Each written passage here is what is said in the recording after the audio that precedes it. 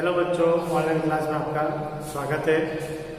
DSTC प्रथम वर्ष शिक्षा के उद्देश्य ज्ञान एवं पाठ्यचर्या का अध्ययन कर रहे हैं हम, जिसमें हमारी दूसरी इकाई चल रही है। दूसरी इकाई जो कि दर्शन से संबंधित है, जिसमें हमने बौद्ध दर्शन, जैन दर्शन, सूफी परंपरा, इस्लाम परंपरा, इन सभी के बारे में अध्ययन किया। उसके बाद में प्राचीन यूनानी सभ्यता, जिसमें हमने सुकरात, प्लेटो के बारे में अध्ययन किया। उसी में से ही जो तीसरे व्यक्ति थे, महान दार्शनिक थे, वो थे अरस्तु। तो अरस्तु में भी हमने पिछले वीडियो में विस्तारित रूप से अध्ययन किया। उनका जीवन परिचय के बारे में अध्ययन किया। उनका जो जन्म हुआ था वो मैसेडोनिया के स्टेजीरा में हुआ था। उनके पिताजी राजा फिलिप के यहाँ पे फैमिली डॉक्टर थे, और उन्होंने फिर प्लेटो के साथ में ही उनकी एकेडमी में 20 साल तक शिक्षा अर्जित की। फिर प्लेटो की मृत्यु के बाद उस एकेडमी का प्राचार्य पद यानी प्रिंसिपल पद उनको मिलना चाहिए था, लेकिन वहाँ के लोग उसको विदेशी मानते थे, और विदेशी मानने के कारण उसको वो पद नहीं दिया गया। और प्लेटो का ही भतीजा, प्लेटो का जो भतीजा था स्प्यूसियस, थोड़ा अटपटा सा नाम है स्प्यूसियस, उसको ये चार्ज मतलब है कि ये प्राचार्य पद दिया गया। आज हम जो अध्ययन करेंगे वह है अरस्तु की शैक्षिक मान्यता। अरस्तु की शैक्षिक मान्यता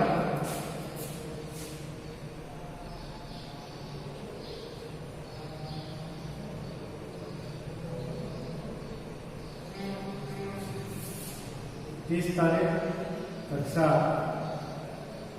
DSTC फर्स्ट ईयर,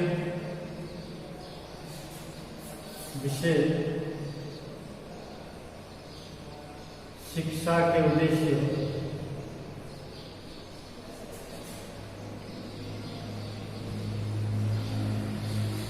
ज्ञान एवं पाठ्यचर्या।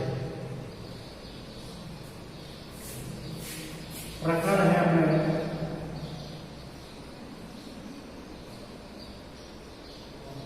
अरस्तु की शैक्षिक मान्यता। शैक्षिक मान्यता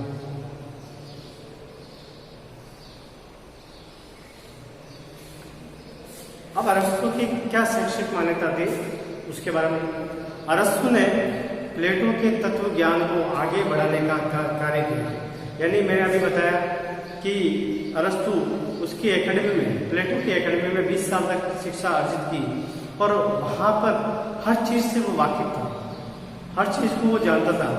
तो उसने प्लेटो की जो शिक्षा थी, पहले प्लेटो के तत्व ज्ञान को आगे बढ़ाने की कोशिश की।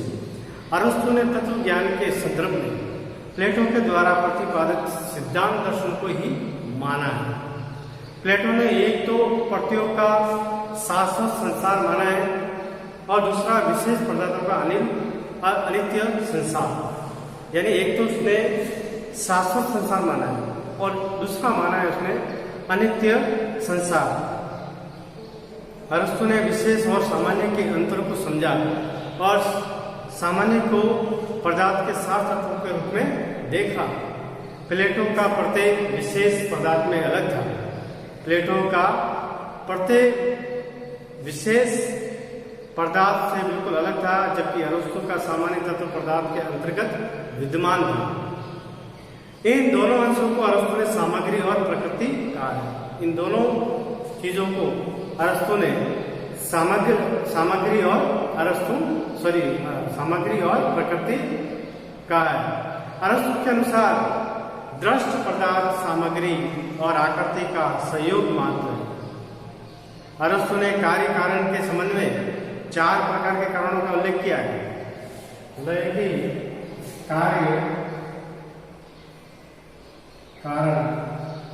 कार्य कारण के संबंध में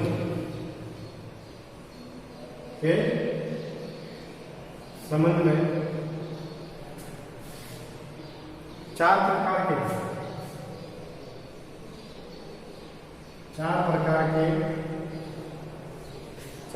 के कारणों का उल्लेख किया है।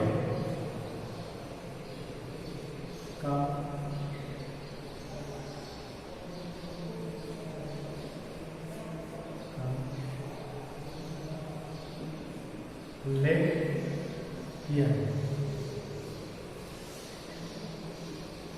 जिसका पहला है उपादान कारण।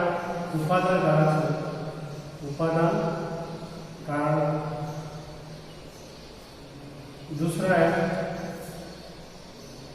निमित्त कारण।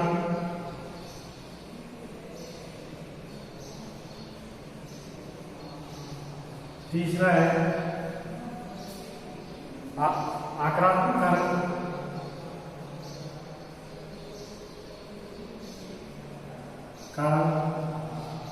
चौथा है लक्ष्यात्मक कारण।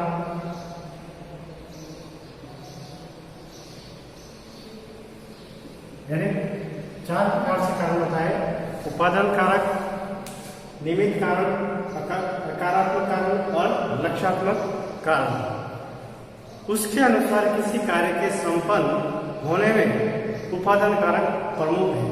मतलब किसी भी कार्य के संपन्न होने में उपादान कारक प्रमुख होता है। जैसे कोई वस्तु है तो उस वस्तु का प्रयोग या उपयोग करने वाला व्यक्ति निमित्त कारण कहलाएगा।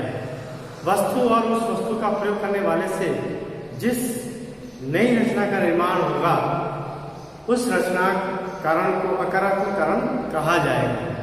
इन तीनों स्थितियों में व्यक्ति क्यों गुजरा, अर्थात उसका लक्ष्यात्मक कारण अवश्य था। अतः उपरोक्त संपूर्ण प्रक्रिया में लक्ष्यात्मक कारण का समावेश है। मैं दोबारा एक बार बोलता हूँ। उसके अनुसार मतलब चारों कारणों का मतलब विश्लेषण किया है कि उसके अनुसार किसी कार्य के संपन्न होने में उपादान कारण प्रमुख होता है। कोई वस्तु है तो उस वस्तु का प्रयोग या उपयोग करने वाला व्यक्ति निमित्त कारण कहलाएगा। ठीक है।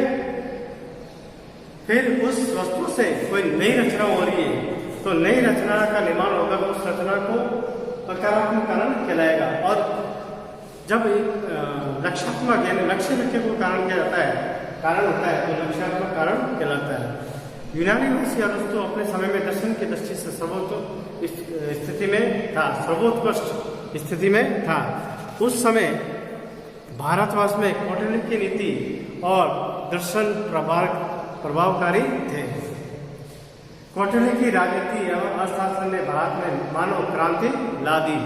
उस समय अरस्तु का दर्शन यूनान में मानवीय, सामाजिक, आध्यात्मिक तथा राजनीतिक महत्व का प्राय बन गया था।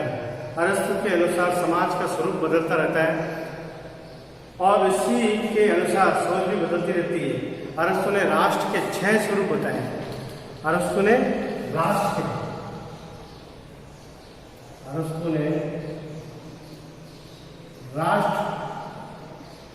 के 6 स्वरूप बताए। पहला है राजतंत्र, दूसरा है निर्देश शासन,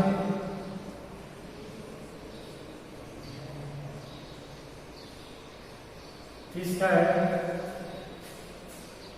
कुलीन तंत्र,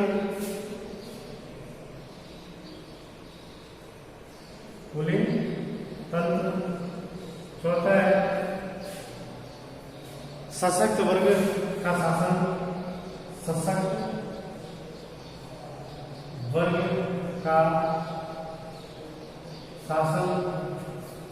पांचवा है राष्ट्रमंडल का